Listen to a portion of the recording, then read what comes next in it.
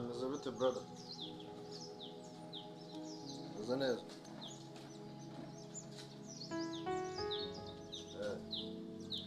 Ibyo bintu bigeze se ntabwo birambuka.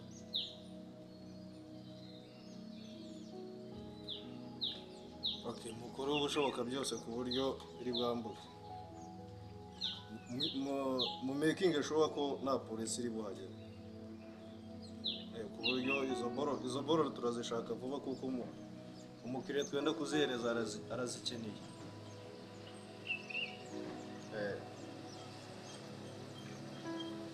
Sawa mugire vuba kwiki. Ku buryo nk'aga saa munani za nimugoroba biraba byambutse. Nimba bikiri mu Burundi bishaka ukuntu mu byambutse vuba bigera i Kigali kuko ari umuntu ushaka kubikora. Sawa.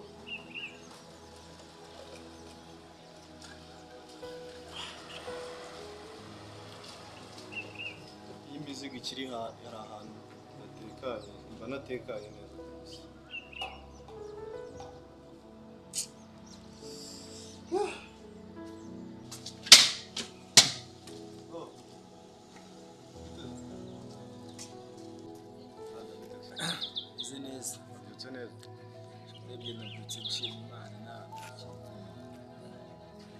Bateguye se mu nzu uko biri kose ari ikintu nari nsezereye cyane kigiye gutungana ushaka wagenda ukagifata. Wowe wafashe cyane nta nzara mfite ihagije ku buryo wenda naba nkeneye kurya amasaha. ko ndeba nanjye ndahangayitse. Hangayikishijwe n'iki se? Ara business ariko business nkora ntabwo nababwiye. Ako nyine iyo business yanjye iri hanze nanjye ndi mu nzu mba numva natuje. Niyo mpamvu ubona ndi kwirirwa nzerera. Ariko wowe nahoze nkubwira kuva na kera ira business yawe yitwa ngo uzikariyo uzabonera hindamo ushaka wawiretseho kuko dore begumeje gutuma utumutwe. Bigomeje gutuma utumutwe kandi ubutanaryamye ubu no wafashe n'icyo kurya wahangayitse nuzi nimba yahageze nukwiruga uzerera dore ko ifite na risk ihambaye ushobora kugira ibyago nka polisi yagufata ariko se sibye n'inzara gusa ahubwo bazanagufunga kandi nkugira inama wareba kandi kazukora ko hanze hari byinshi. Ikibazo rero mbiretse ntabwo nabato nese ubuzima bwawe bwose buri mu gucuruza ibiyobyabwenge. Tuvuge ko wenda biyari ijambo ry'Imana ubu urimo uracuruza ubucuruza Bibiliya n'ibyo by'ubwenge. Njye ntabwo ncuruza. Erega kirazira gutwika ura nta muntu utwika inzu ngahisha umunsi. Ibyo wakigira byose byo ukora ubuzi ko nyine ari wowe ubizi ariko buriya hari n'abandi babibona nuko abajijitse. Rero okay narebe kananje gufata icyo kurya numva neza. Tugende ntacyo maze kugeze.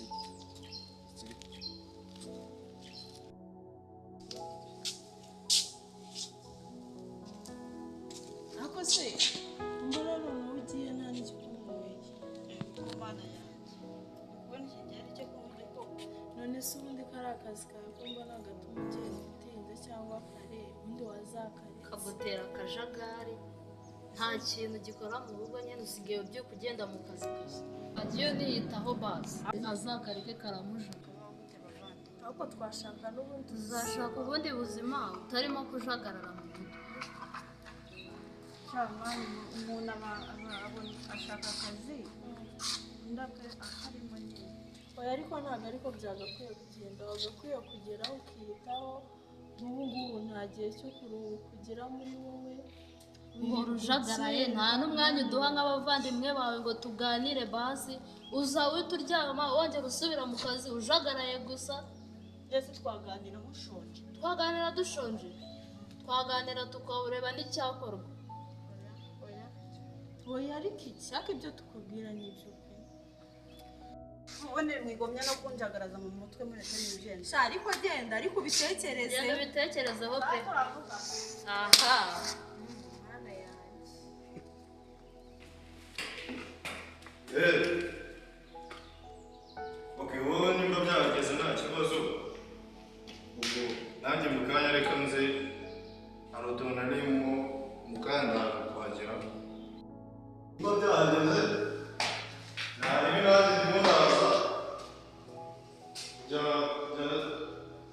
ahantu uri mwizeye ko hari umutekano. Niba hari umutekano nta kibazo, reka nze nanjye mwize nawe.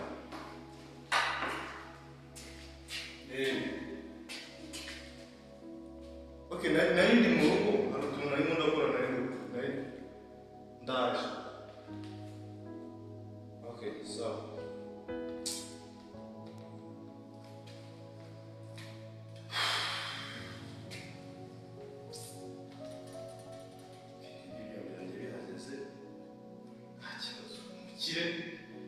yamukubitira imana amafaranga yanjye nta kintu ahantu bari turutse ni kure amafaranga imana atakaje nyinshi.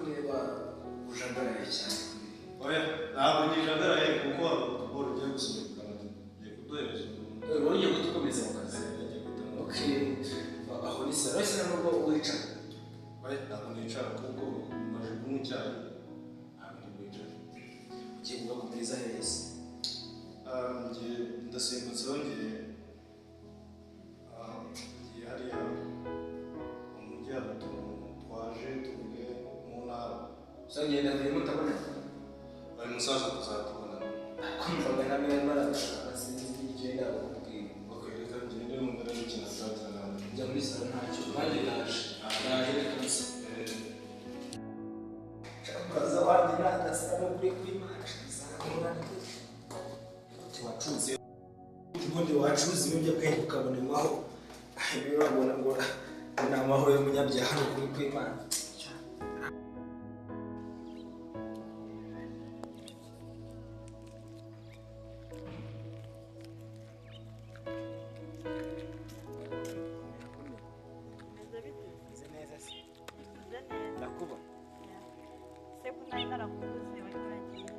Reka da ni impamvu z'akazi ntabwo napfaga kuboneka, ahubwo na fone yanjye barayibye.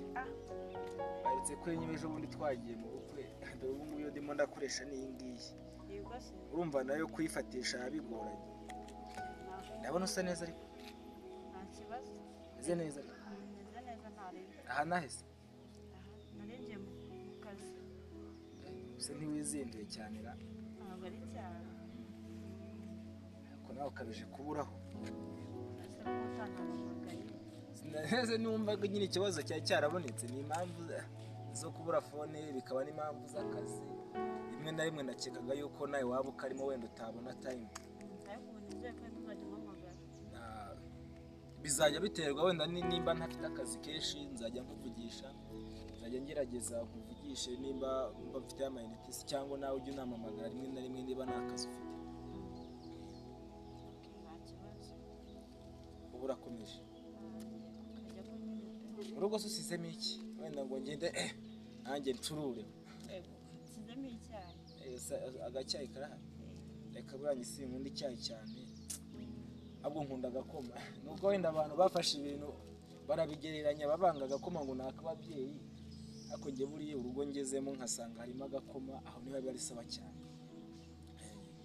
Ariko ntacyo, ubwo ugiye mu kazi reka no kugutinza, kereka nimba ari ikintu wenda waba ushaka kumbwira nkaguha time ubundi ugakomeza akazi. Ndakuvugisha kuri telefone. Ntaribi Sawa. ngaho gerayo amahoro. Ani Imana ikurinde. Yego nawe utinye. Sawa.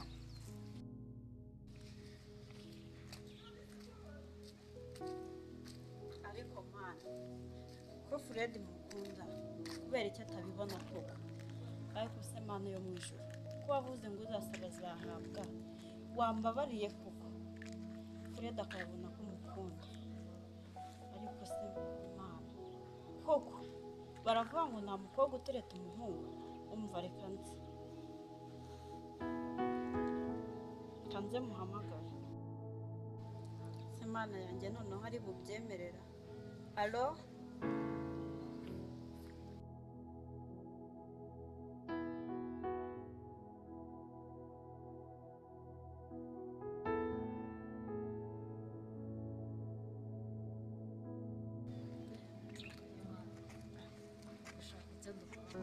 icyo dukora aratumerera nabi nese nimba ibintu bagize gutya bakaba babidutwaye turabigenza wowe bose uramutera injuga izo njoga rero kugira ngo zifate sinzi ukuntu turi buze kubibara asa we bose ntabwo wari wamuzi ariko boss uramuzi uramutera injuga buriya rero boss aza yarakaye nkuko utabizi neza boss aza yarakaye nta kintu waza umubwira ibyo ni bishyari boss uramuzi nawe uzi kuko boss ndamuzi suza ukuntu arakara kuba yarakara si bya bituzanaho none se k'imari zibazitwaye turabigenza uti zobara ariko ntabwo mbese ko twe twazinyereye ahubwo tugiye gushaka ikintu tumubeshya tumubita ikintu cyatanje okay nta kibazo rwose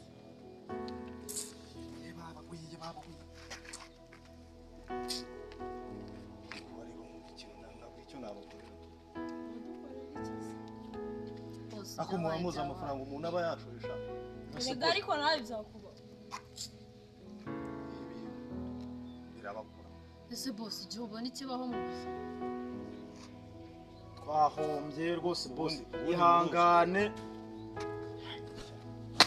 nihangane nahombye sha none uragira ngo bigende bite byose ngaho nawe ufata inzira ugenda ujye kubyizanira maze ntabwo byagenze gute ko rero twavuganye mu muryango yageze i Kigali byagenze twayizanye tugeze mu nzira irameneka mu kumeneka irameneka kwayo urabizi yari iri mu modoka bose ubwo twakoze nyine agisitatu urumva rero agisida y'ibiki mwagonze se mwagonze imari twafunze nabi mwafunze nabi twafunze nabi ntabwo twamenye gukora ibintu birameneka imari yahanutse si twabimenye kandi ntabwo twari kuyitora rwose urabizi ambutaje ibirimo n'ubuyizi se ukuntu muhombye none ubuhombye turabyumva ariko amafaranga nahatakaje kugira ive mu Burundi igere mu Rwanda boss ibyo ngibyo birumvikana pe mwebwe mbohereze nk'abantu dusanzwe dukorana ugene muyakira igiranga gusa umuntu nari nabyemereye ndavuga bati ko byabuze nyine nyine wihangane ubwire ko byagenze uko ubwire nyine uko byagenze rwose kandi utubabarire natwe biriya bintu ntabwo bizongera rwose ihangane aho bigeze twarakoranye dukorana neza narabajenjekeye bimwe byarabuze ndatuza n'ibindi birabura n'ibi ngibi ntabwo byabura ngo nuko sibyo aho bigeze